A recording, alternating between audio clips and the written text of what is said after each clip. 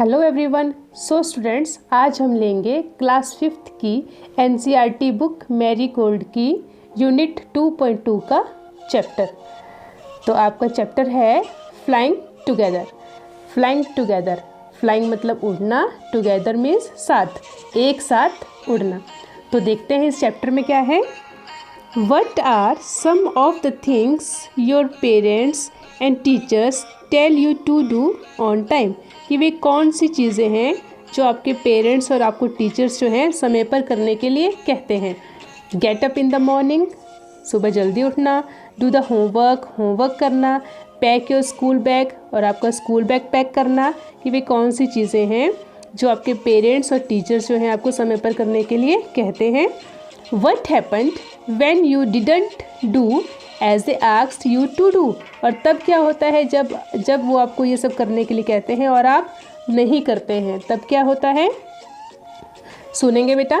Deep in a forest stood a very tall tree, कि एक गहरे जंगल में एक बड़ा पेड़ था। Its leafy branches spread out like strong arms. Leafy branches, leafy क्या होता है, पत्तों वाली शाखाएं, ब्रांचेस शाखाएं, कि इसकी पत्तों वाली शाखाएं, स्प्रेड का मतलब फैलना, आउट लाइक स्ट्रॉन्ग आर्म्स, कि स्ट्रॉन्ग मजबूत बाजुओं की तरह फैली हुई थी। जो इसकी जो शाखाएं थी वो मजबूत बाजुओं की तरह फैली हुई थी। This tree was the home of flock of wild geese. Geese होता है बेटा बतख, फ्लॉक झुंड। This tree was a home of flock of wild geese. और जो ये पेड़ था ये किसका घर था, वाइल्ड गीज, जंगली बतखों का घर था, बतखों के झुंड का घर था। They felt safe there, और वे वहाँ पर कैसा फील करते थे, अपने लिए सेफ फील करते थे।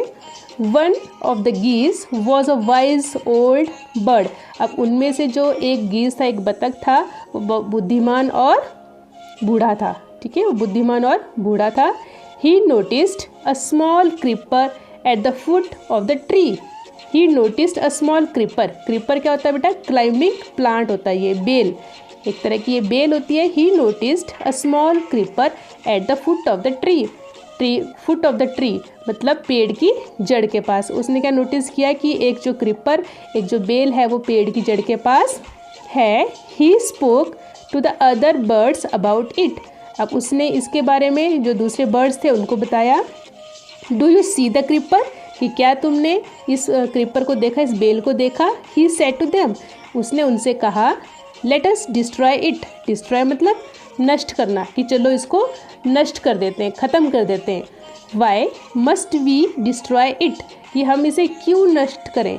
Asked the geese in surprise, और जो और बतख थे उन्होंने बड़ी हैरानी से कहा।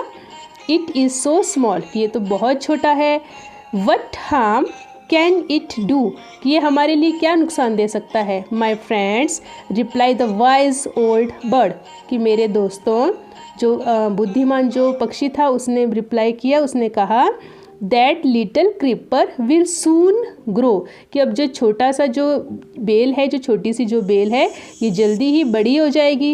As it creeps up this tree, as it creeps up this tree it will become thick and strong. और जैसे ये पेड़ पर चढ़ेगी वैसे ये कैसी होती जाएगी, ये थिक, मोटी और स्ट्रॉन्ग। ठीक है, मोटी और स्ट्रॉन्ग, मजबूत होती जाएगी ये। What of that? asked the geese. अब गीज ने बोला कि तब क्या है। What harm can a creeper do us, कि ये हमें कैसे नुकसान पहुंचा सकती है। Do you see? Don't you see? replied the wise bird, कि आपने नहीं देखा, बुद्धिमान पक्षी ने कहा। With the help of that creeper it will be possible for someone to climb this tree, कि इस बेल की हेल्प से, इस बेल की सहायता से, कि किसी को भी आसानी हो जाएगी पेड़ पर चढ़ने के लिए। अ Hunter can come up and kill us all, कि हंटर जो है, शिकारी जो है, वो आ सकता है और हम सबको जो है मार सकता है। Well there is no hurry, they replied, उन्होंने कहा फिर भी कोई जल्दी नहीं है।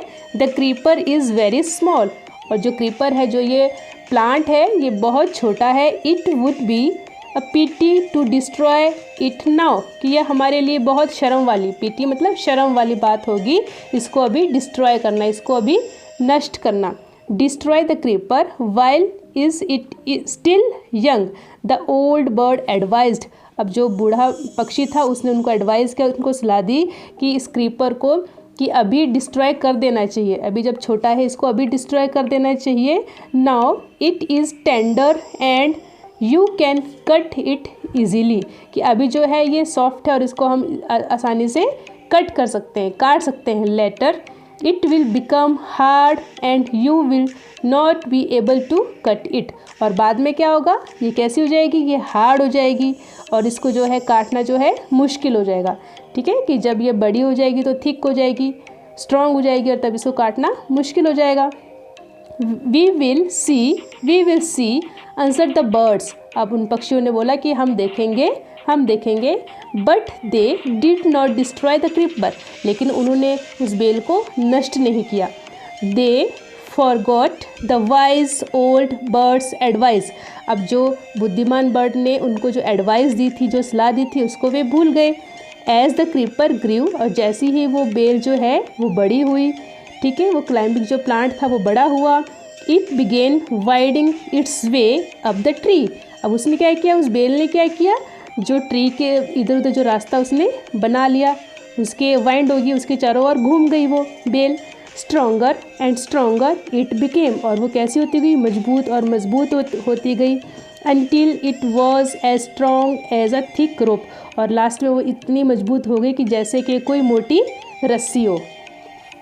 One morning when the geese had gone out in search of food.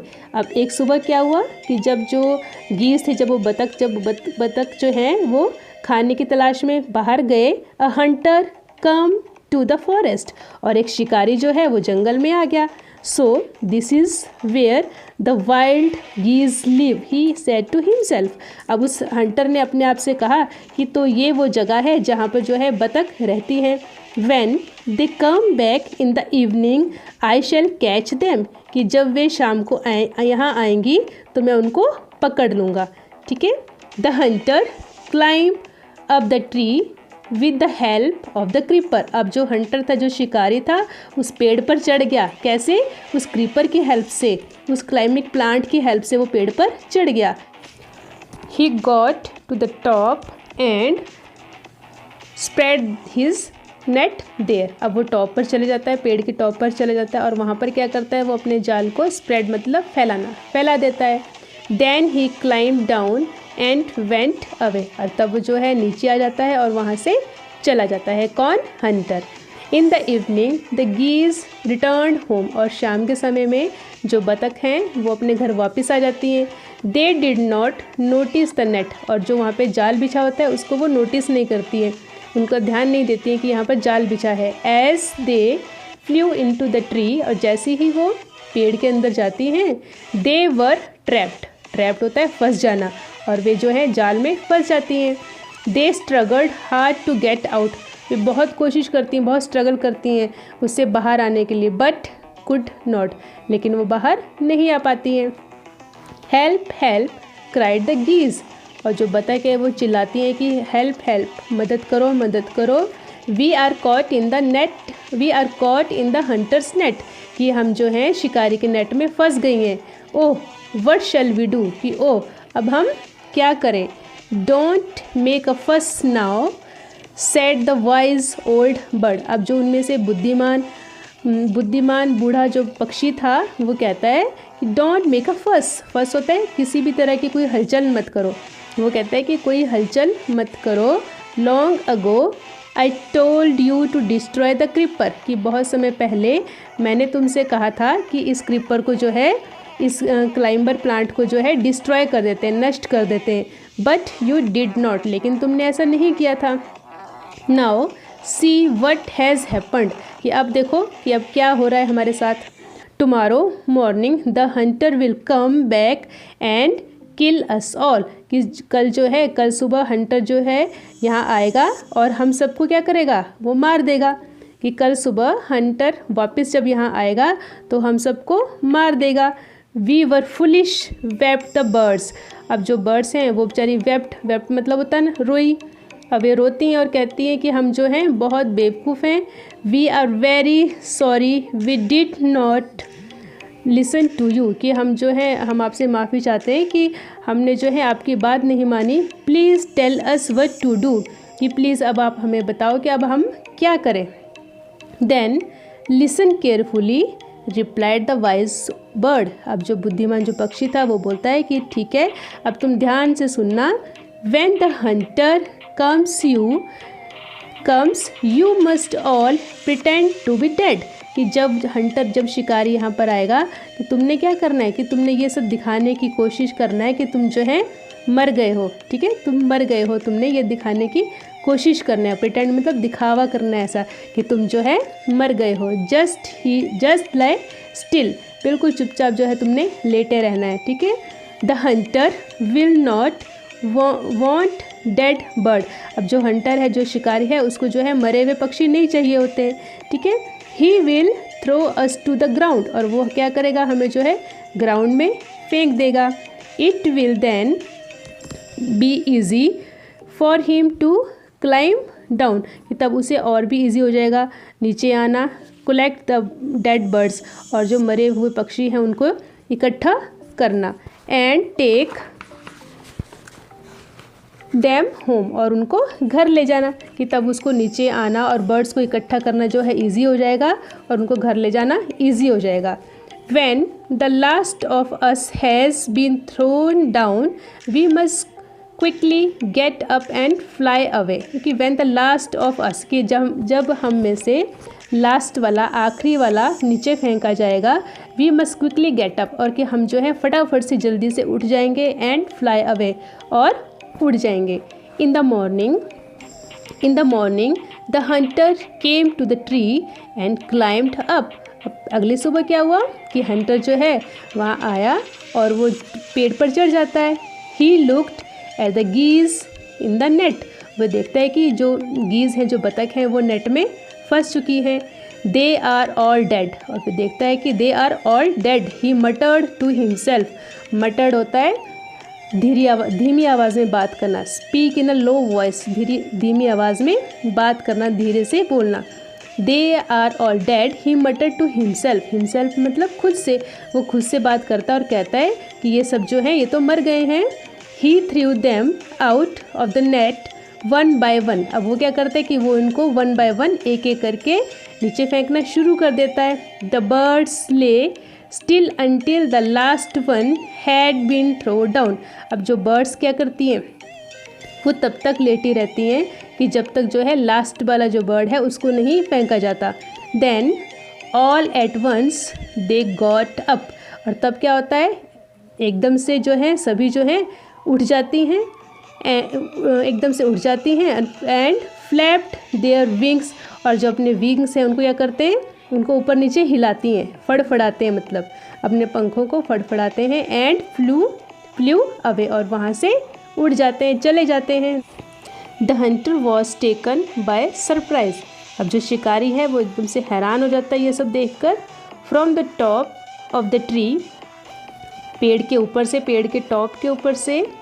He watched all the geese fly away, वो देखता है कि सारे जो गीज हैं बतख हैं वो सब उड़ गए हैं। तो स्टूडेंट्स ये आपका चैप्टर था। आई होप आपको ये अच्छे से समझ में आया होगा।